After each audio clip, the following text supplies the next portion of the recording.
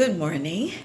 Hope everybody had a good night's rest and are up, ready to go. And some of you have already started your day. You may have to work or you may just have the weekend off. But I pray that you all are alive and well and blessing the Lord for another day to give him glory and another day to be a witness in the earth.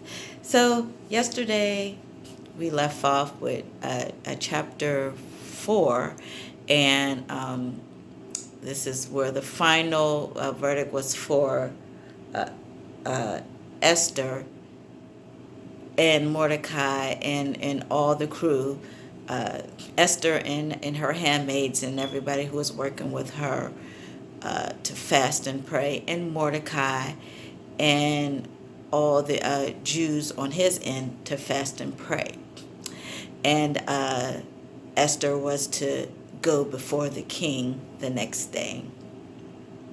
No, not the next day, after the 3 days of fasting and praying. So now we are at chapter 5. And this is Esther's request to the king. So on the third day, Esther put on her royal robes and stood in the inner court of the palace in front of the king's hall. So Esther, I'm sure she was looking quite beautiful, and she had on all her, sparkly, how I imagine it, sparkly, beautiful queen attire. And they said that she was beautiful to look at. So she probably stood there with all her femme fatale and was waiting for the king to pay attention to see if she would have the right to go in and make her request known to him. So she stood in the inner court of the palace in front of the king's hall, facing the entrance. So when he saw Queen Esther standing in the court, he was pleased with her, and he held out to her the gold scepter that was in his hand. So Esther approached, and she touched the tip of the scepter. Like, you can just see this whole thing going on in your mind. Like, you can just see, like, it's like a movie. There's been a movie made, but like in your own mind, or in my mind, I could just like see her just standing there, and then the king noticing her and putting out his golden scepter for her to touch it. And it's just like I'm a girl, so I get the romance part of it. So, but anyway, so she touches it, and then the king asks, "What is it, Queen Esther?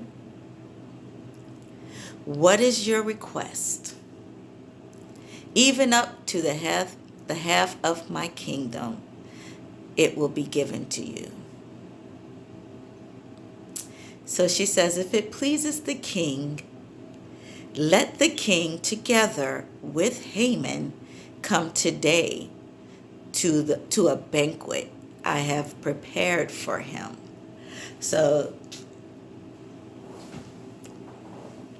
if you don't know, I'll tell you, she's setting Haman up right about now. But she's doing it in the way that she believes the Lord showed her how to do it. She's unraveling it in the way that she believes the Lord showed her through fasting and praying. So the king says, "Bring Haman at once, so that we may do what Esther asks." So the king and Haman went to the banquet Esther had prepared. As they were drinking wine, the king again asked Esther, "Now what is your petition? It will be given to you. And what is your request? Even up to half the kingdom, it will be granted." So Esther replied, "My petition and my request is this. If the king regards me with favor, and if it pleases the king to grant my petition and fulfill my request, let the king and Haman come tomorrow to the banquet I will prepare for them. Then I will answer the king's question." So she was just like reeling them in, and of course, Haman was like all in his bag, thinking, yeah, I'm all this because the queen wants me and the king to be in a banquet.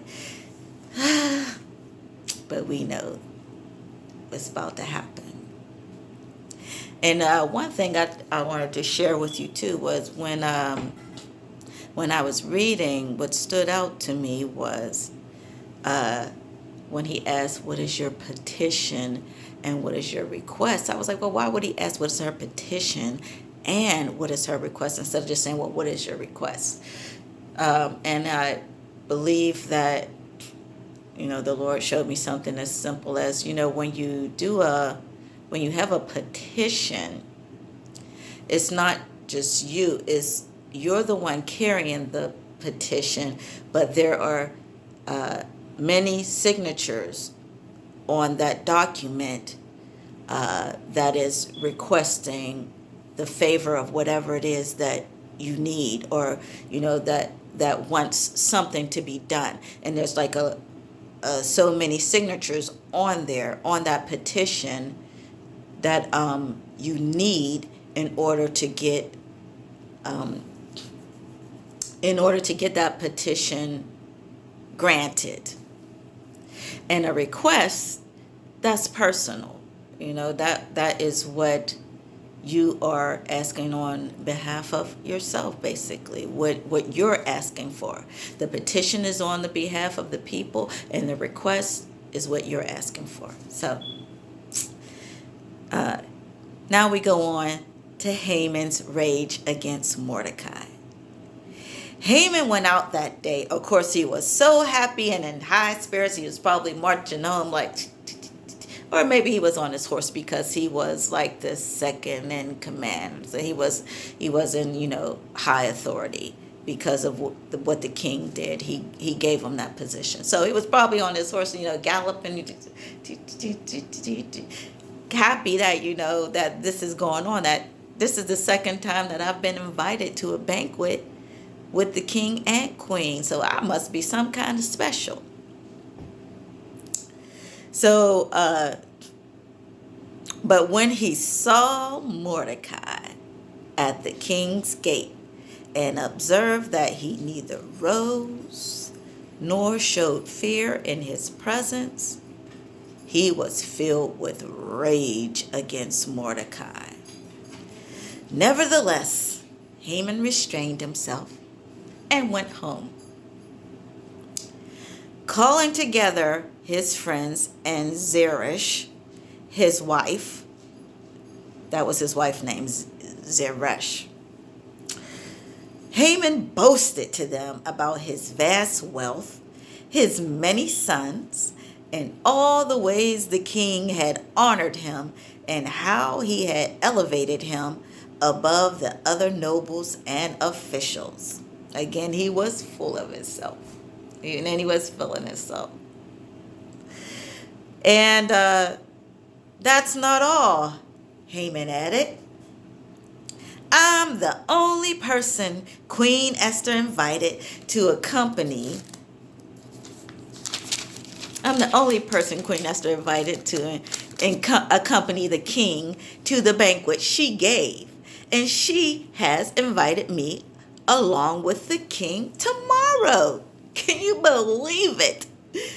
But all this gives me no satisfaction as long as I see that Jew Mordecai sitting at the king's gate.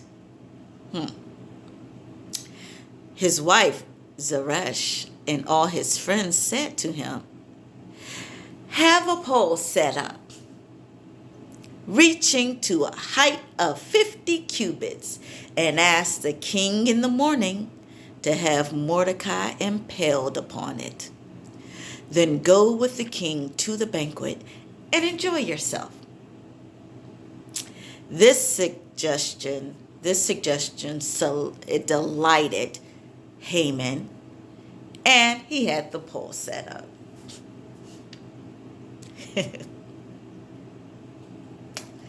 But we know the traps that the enemy sets for us will indeed be traps he sets for himself. Let's continue. Chapter 6. That night, the king could not sleep. So this is the chapter where Mordecai is honored. That night, the king could not sleep. So he ordered the book of the Chronicles, the record of his reign, to be brought in and read to him. The book of the Chronicles, that was his bedtime story because he couldn't sleep. Okay. So it was found, recorded there, that Mordecai had exposed Bigthana and Teresh, two of the king's officers who guarded the doorway, who had conspired to assassinate King Xerxes, and we talked about that earlier. So the king asks, what honor and recognition has Mordecai received for this? Nothing has been done for him, his attendant answered. Nothing at all. So the king said, who is in the court? Now Haman had just entered the outer court of the palace to speak to the king about impaling Mordecai on the pole he had set up for him. Wrong timing.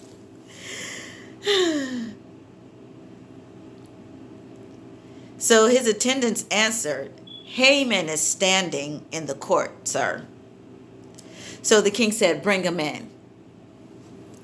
So when Haman entered, the king asked him, what should be done for the man the king delights to honor? So you know that Haman thought that it was him that he delighted to honor because he gets to come a second time for a banquet of only him and the king that's there. That's it. He gets to come a second time for a special banquet. So he's thinking the king is talking about him, so he's going to butter this up. He's going to milk this up. So let's see what he says. Now Haman thought to himself, who is there the king would rather honor than the king? So hold on. So he said, who is it that the king would rather honor than me? So he answered the king, for the man the king delights to honor, have them bring a royal robe the king has worn, and a horse the king has ridden, one with a royal crest placed on his head. Then let the robe and horse be entrusted to one of the king's most noble princes. Let them robe the man the king delights to honor, and lead him on the horse through the city streets, proclaiming before him, this is what is done for the man the king delights to honor. So the king says, go at once. He's saying this to Haman. Go at once. Go get the robe and the horse and do just as you have suggested for Mordecai the Jew who sits at the king's gate. Do not neglect anything you have recommended. So If you could only imagine, I'm sure you could. Haman was probably seething. He was probably boiling with so much anger that this is for Mordecai, who he hates, who Mordecai won't even acknowledge him. Mordecai won't even honor him and bow down nothing. And he has to do this for Mordecai. So Haman got the robe and the horse, and he robed Mordecai and led him on horseback through the city streets, proclaiming before him, "This is what is done for the man the king delights to honor." And afterward, Mordecai returned to the king's gate.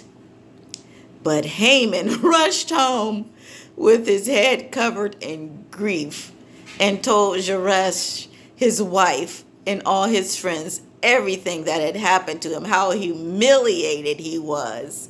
And his advisors and his wife Zeresh said to him, "Since Mordecai, before whom your downfall has started, is of Jewish origin,